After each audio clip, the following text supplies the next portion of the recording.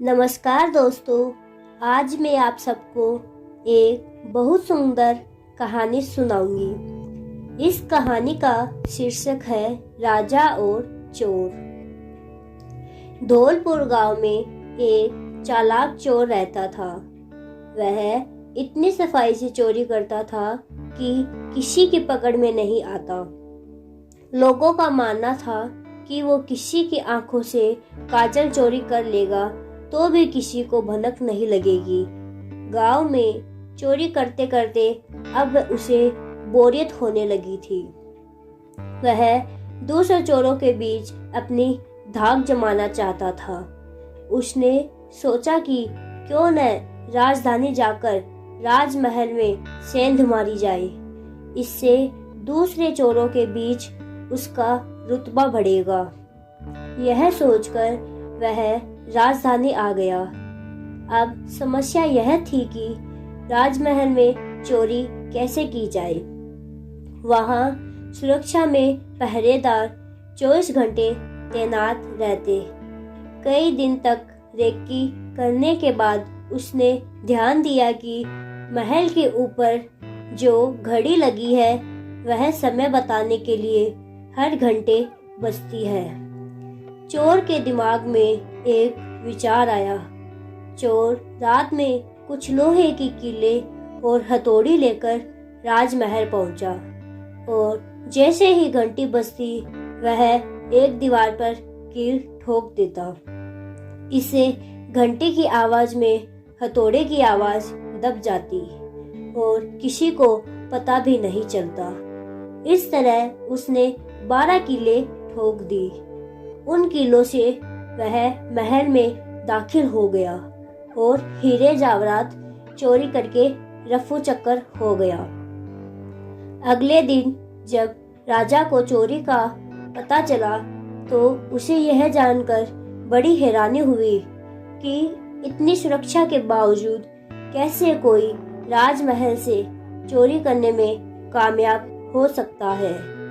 राजा ने नगर में सिपाहियों की संख्या बढ़ाने का आदेश दिया और कहा, कोई भी व्यक्ति रात में घूमता नजर आए तो चोर समझकर गिरफ्तार कर लिया जाए। दरबार में ऐलान के वक्त चोर भी भेष बदलकर मौजूद था। उसने चालाकी से पता लगाया कि कौन कौन से सिपाही इस काम के लिए चुने गए हैं। उसने उन सिपाहियों के घर का पता लगाया और साधु का भेष धारण करके उनके घर पहुंच गया। वहां उसने पाया कि सभी सिपाहियों की पत्नियां चाहती थी कि उनका ही पति चोर को पकड़े। इस बात का फायदा उठाते हुए उसने सभी की पत्नियों को कहा कि पूरी रात तुम्हारे पति चोर की तलाश में बाहर रहेंगे। इस बीच चोर तुम्हारे पति का भेष धारण कर घर में घुसने की कोशिश करेगा। भले ही वह तुम्हारे पति की आवाज निकाले, लेकिन तुम उसे अंदर मत आने देना और गरम कोयला फेंकना। इससे चोर घायल हो जाएगा और पकड़ा जाएगा। पत्नियों ने हामी भर दी। वहीं सिपाही पूरी रात गश्त करते रहे और चोर की तलाश करते रहे। सुबह के 4 बज गए। सभी सिपाही चोर को ढूंढते ढूंढते थक गए। तभी सारे सिपाहियों ने सोचा कि अब घर चलकर थोड़ा आराम कर लेते हैं। जब वे घर पहुंचे और दरवाजा खटखटाया तो पत्नियों ने शक किया। उन्होंने सोचा कि साधु की बात सच हो गई। जरूर ये चोर है जो भेष बदलकर आया है। वे जलता हुआ कोयला अपने पतियों पर फेंकने लगी। इससे सारे सिपाही घायल हो गए और उन्हें अस्पताल में भर्ती कराना पड़ा। दूसरे दिन राजा को जब सारी बात पता चली तो वह चिंतित हो गए। उसने फौरन कोतवाल को आदेश दिया कि जितनी जल्दी हो सके उस चोर को पकड़कर हाजिर किया जाए। कोतवाल ने शहर में पहरा देना शुरू कर दिया। इस दौरान कोतवाल को एक युवक आता दिखा। कोतवाल ने उस लड़के से पूछा, तुम कौन हो? युवक ने कहा, मैं चोर हूँ। कोतवाल को यकीन नहीं हुआ। भला इस तरह कोई खुद को चोर कैसे बता सकता है। उसे लगा यह मजाक कर रहा है। कोतवाल ने कहा, अगर तुम चोर हो तो चलो, तुम्हें जेल में बंद करने का आदेश मिला है। वह युवक तैयार हो गया। कोतवाल उसे लेकर एक कमरे में गया, जिसे देखकर चोर ने बोला कि कोतवाल साहब, इस जेल को तो कोई भी खोल सकता है। कोतवाल बोला, इसे खोला नहीं जा सकता। चोर बोला, आप अंदर जाइए, मैं बताता हूँ इसे कैसे खोल सकते हैं। कोतवाल मान गया और जैसे ही अंदर गया, चोर ने दरवाजा अंदर से बंद कर दिया और हंसते हुए बोला, मैंने पहले ही बोला मैं चोर हूँ, आप माने नहीं। कोतवाल रात भर जेल में बंद रहा। सुबह सिपाहियों की मदद से कोतवाल किसी तरह जेल से बाहर आया और राजा के पास पहुंचकर उसने सारी बात सुनाई। पूरी बात सुनकर राजा दंग रह गए। अब उसने खुद चोर को पकड़ने का फैसला किया।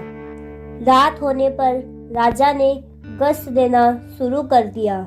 इस दौरान चोर ने साधु का भेष बनाया और एक पेड़ के नीचे धूनी जमाकर बैठ गया। गश्त के दौरान राजा इधर उधर चक्कर काट रहा था। इस दौरान उसने पेड़ के नीचे बैठे साधु को देखा तो पूछा कि बाबा, इधर से किसी अजनबी इंसान को जाते देखा है क्या? साधु के भेष में बैठा चोर बोला कि मैं ध्यान में था, इसीलिए देख नहीं पाया। इस दौरान राजा को एक विचार आया। उसने तय किया कि वह साधु की पोशाक पहनकर पेड़ के नीचे बैठकर नजर रखेगा और साधु चोर को अपने कपड़े पहना देगा ताकि वह नगर के चक्कर लगा सके। पहले तो चोर इस बात पर राजी नहीं हुआ, लेकिन काफी चर्चा के बाद वह राजा के कपड़े पहनने के लिए राजी हो गया। राजा साधु के भेष में पेड़ के नीचे बैठ गया। इस दौरान चोर ने राजा के कपड़े पहने, घोड़े पे बैठा और महल में जाकर आराम से सो गया।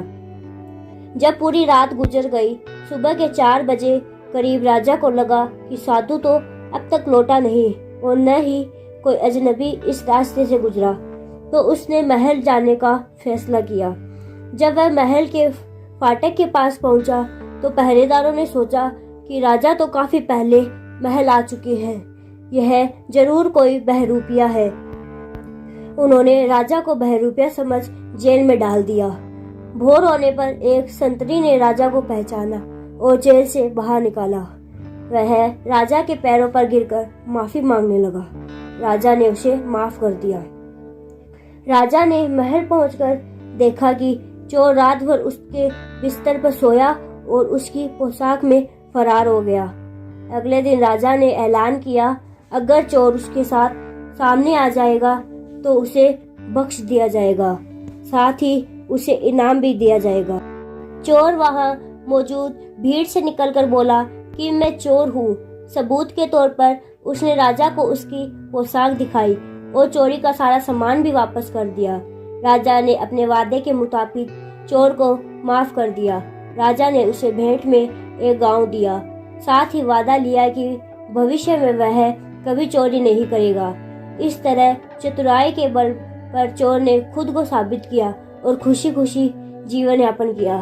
तो दोस्तों, इस कहानी से हमें यह सीख मिलती है, अगर इंसान में बुद्धिमानी और समझदारी है तो भविष्य में वह विपरीत परिस्थितियों से खुद को साबित कर सकता है। अगर आपको यह स्टोरी पसंद आई है तो कमेंट बॉक्स में जरूर बताएं और लाइक शेयर सब्सक्राइब जरूर करें। धन्यवाद।